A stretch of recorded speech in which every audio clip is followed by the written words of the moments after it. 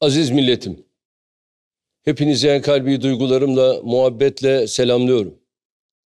Bir yılı daha geride bırakırken, insanlık ve milletimiz için daha iyi, daha güzel, daha huzurlu, daha müreffeh bir yıl olması temennisiyle 2022'ye girmenin hazırlıklarını yapıyoruz. Miladi yıl değişimlerini aynı zamanda bir muhasebe ve murakabe vesilesi olarak görüyoruz.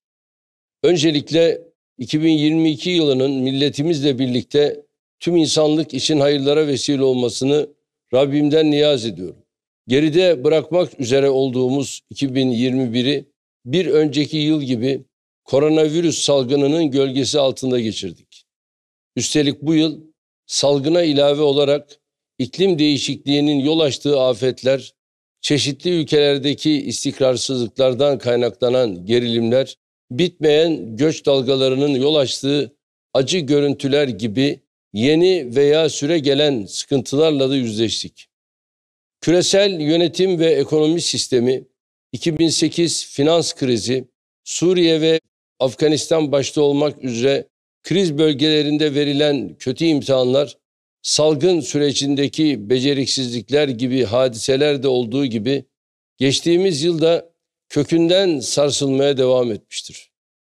Gelişmiş ülkelerin İkinci Dünya Savaşı sonrası tesis ettikleri refah ve güvenlik düzeninin insanlığın kalanının acısı, sefaleti, itirazı pahasına yürüyemeyeceği 2021'de tüm açıklığıyla ortaya çıkmıştır. Ziya Paşa'nın dediği gibi idraki meali bu küçük akla gerekmez, zira bu terazi bu kadar sikleti çekmez.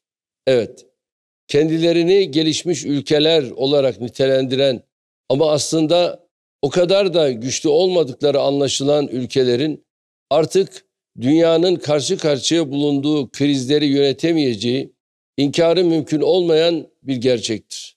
Türkiye işte bu küresel fotoğraf içinde hem güvenlik krizlerini, hem sağlık krizini, hem siyasi ve sosyal sınamaları başarıyla atlatan bir ülke olarak kendini olumlu yönde ayrıştırmayı başarmıştır.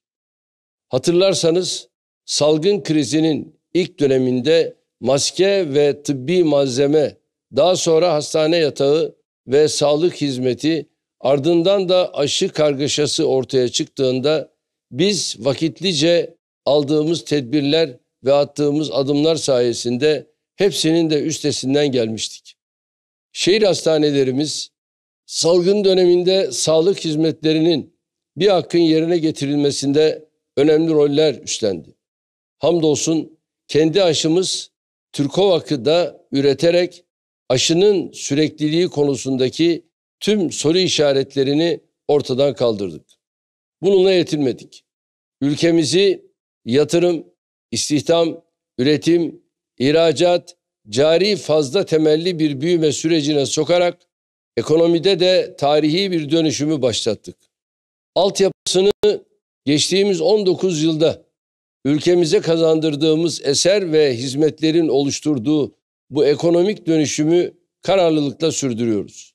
Elbette her tarihi değişim gibi bu süreçte de sancılar, sıkıntılar, bedeller ortaya çıkmıştır. Türk ekonomisinin uzun süredir maruz kaldığı saldırılar sebebiyle bu tür beklenmedik sarsıntılarla karşı karşıya şüphesiz ki olacağız. Ama biz hazırlıklıyız. Nitekim döviz kurunda yaşanan ülkemiz ekonomisinin gerçekleriyle ve ilerleyişiyle uyumlu olmayan dalgalanmayı serbest piyasa kuralları çerçevesinde aldığımız tedbirler paketiyle ortadan kaldırdık. Hedefimiz yatırımcılarımızın, üreticilerimizin, işletmelerimizin, vatandaşlarımızın önlerini görerek ekonomideki atılımımıza en yüksek katkıyı sağlayabilecekleri istikrar ve güven iklimini kalıcı kılmaktır.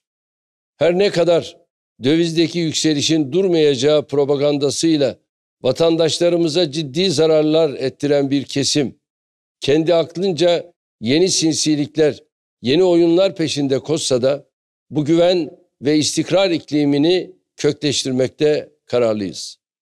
Asgari ücrette ve maaşlarda yaptığımız tarihi artışlarla çalışanlarımızın, ihracata verdiğimiz destekle üreticilerimizin, yatırımları ve istihdamı teşvikle işveren ve işçi kesiminin yanında olduğumuzu gösterdik. Küresel emtia fiyatlarındaki artış yanında kurdaki dengesiz yükselişin tetiklenmesiyle ortaya çıkan fahiş fiyat oyunlarıyla mücadelemizi de kesintisiz sürdüreceğiz.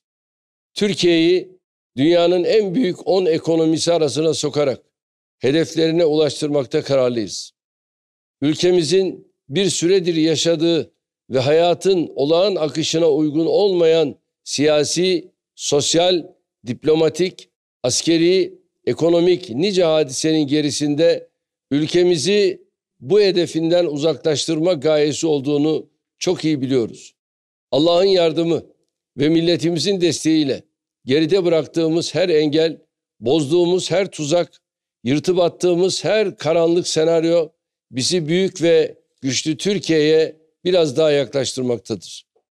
Geçmişte bu ülkenin önünü siyasi istikrarsızlıkların sembolü haline gelen koalisyonlarla, darbelerle, vesayet düzeniyle, sosyal fay hatlarını derinleştirmekte kesenlerin çabaları artık işe yaramıyor.